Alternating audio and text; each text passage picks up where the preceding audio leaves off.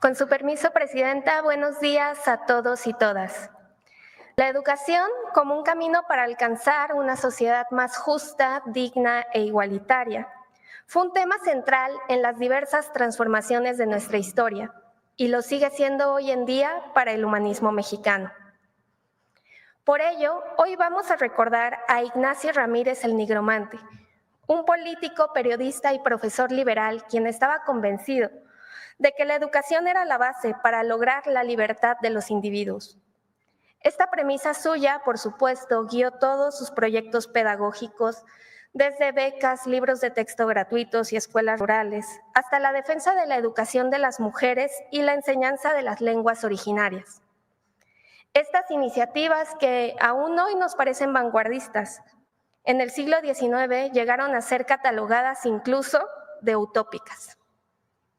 En la siguiente cápsula de video conoceremos más de los aportes a la educación que hizo Ignacio Ramírez, un liberal y humanista excepcional. La educación es la base del proyecto de nación. El poeta José Martí escribió: "Un pueblo culto es un pueblo libre". Por eso Benito Juárez defendió la educación laica, científica y gratuita para todos los mexicanos. La legislación de la Reforma estableció la separación del Estado y la Iglesia, así como la libertad de enseñanza. Juárez estableció la primaria obligatoria y gratuita y creó la secundaria para mujeres. Ignacio Ramírez, el Nigromante, fue uno de los defensores de la educación pública, laica y para todos.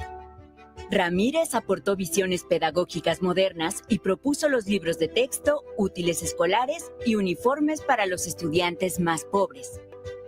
Estaba convencido de que para lograr la emancipación política y económica de México, la educación es esencial al proveer los elementos para la liberación espiritual y la formación como ciudadanos libres. Ramírez propuso mejorar las escuelas rurales creando una docena de colonias agrícolas en poblaciones indígenas.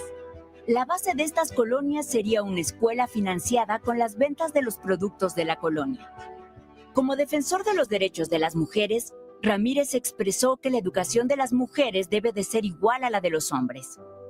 El humanismo de Ramírez a favor de las lenguas y los derechos de los pueblos indígenas lo llevó a reconocer en 1867 el valor de la palabra sabia antigua como fundamento del humanismo y corazón de la educación en México.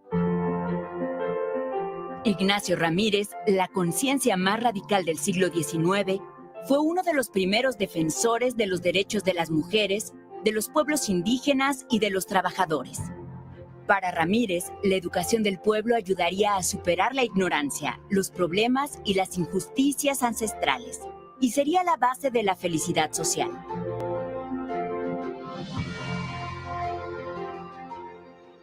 La instrucción es necesaria a todos los seres humanos. Enaltece a la mujer y completa al hombre. Sin ella, los derechos y obligaciones del ciudadano son un absurdo. Sin ella, la multitud vive en odiosa y perpetua tutela. Y con el Nigromante diremos: un pueblo educado es un pueblo libre.